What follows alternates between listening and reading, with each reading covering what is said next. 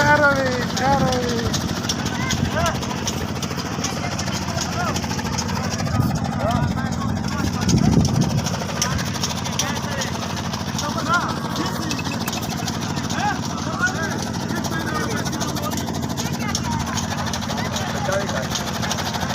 ਇਹਨੇ ਇਹਨੂੰ ਘੁਮਾ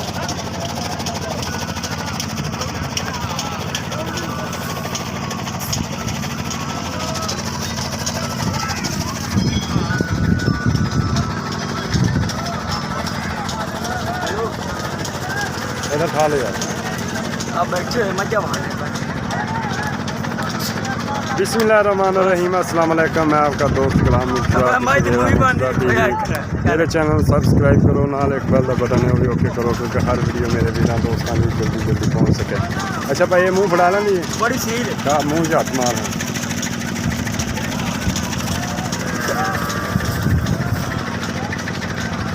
देखो ये सील हैगी माशाल्लाह। बस ठीक है। दूसरा सुबह जन्म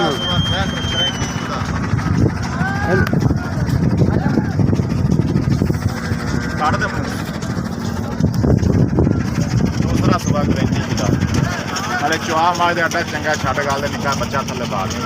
अच्छा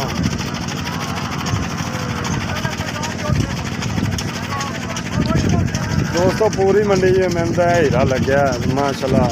मच चंगी है, ताज़ी सुई है। दूसरा सुबह मगर कटी है।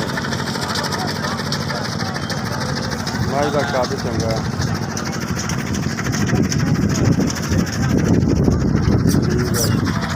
मुँह बिल्कुल बरीक है, खानदानी। दूसरा सुबह देखो ठंडा सिंह बिल्कुल बिल्कुल ताज़ी मझ है।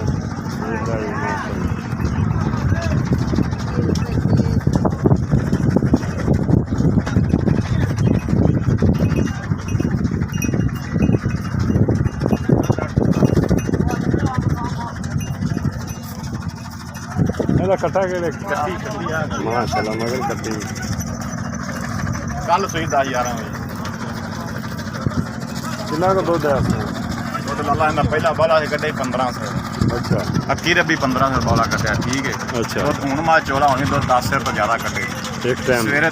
हाँ सवेरे माँ दिन चढ़े चीची है बाजार बजूर से माँ नहीं खड़ी है नहीं वो दिसी जाती सवेरे दिन चढ़े चोई माँ। अच्छा सुबह कितना चोया सुबह दुध होगा तकरीबन 9 सिर हूँ चोइए कितना हो जाए दुध माँ 10 सिर कटे 10 किलो कटे जैनमन दूसरा सुबह जैनमन दूसरा सुबह कितना दूध कर जाएगी मझ अभी पहले सुबह दुध कर दी 16-17 सिर माँ मझ। हाँ जी भाई 20 सिर तो ना बजे तो मेरी जवाबदारी।